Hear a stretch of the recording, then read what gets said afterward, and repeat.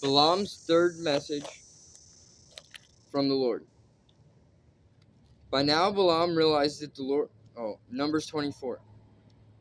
By now Balaam realized that the Lord was determined to bless Israel, so he did not resort to divination as before.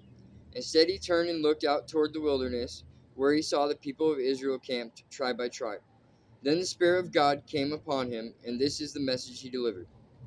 This is the message of Balaam, son of Beor, the message of the man whose eyes see clearly, the message of one who hears the words of God.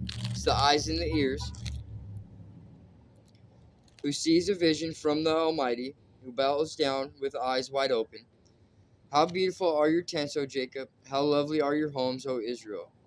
They spread before me like palm groves, like gardens by the riverside. They are like tall trees planted by the Lord, like cedars beside the waters. Water will flow from their buckets. Their offspring have all they need. Their king will be greater than Agag. Their kingdom will be exalted. God brought them out of Egypt. For them he is as strong as a wild ox. He devours all the nations that oppose him, breaking their bones in pieces, shooting them with arrows. Like a lion, Israel crouches and lies down. Like a lioness who dares to arouse her.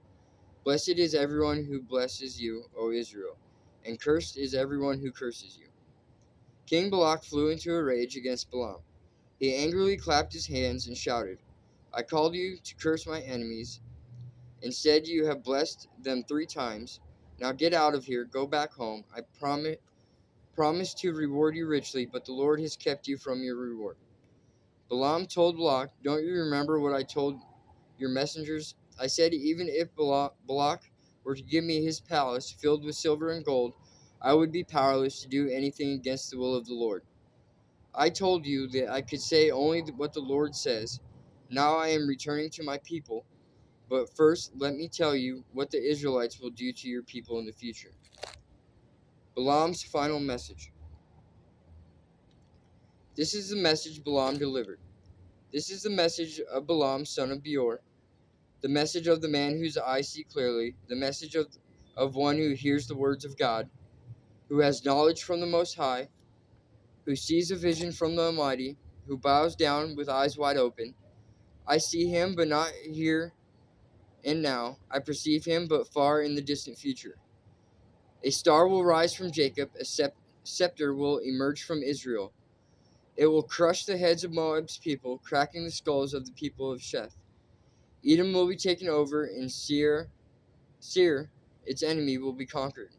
While Israel marches on in triumph, a ruler will rise in Jacob who will destroy the survivors of it. Then Balaam looked over toward the people of Amalek, and delivered this message.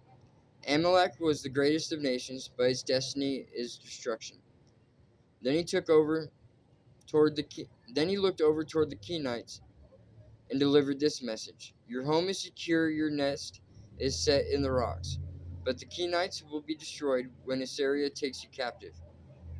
Balaam concluded his message by saying, Alas, who can survive unless God has willed it? Ships will come from the coast of Cyprus. They will oppress Assyria and afflict Eber.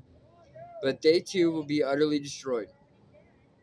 Then Balaam left and returned home, and Balak also went on his way.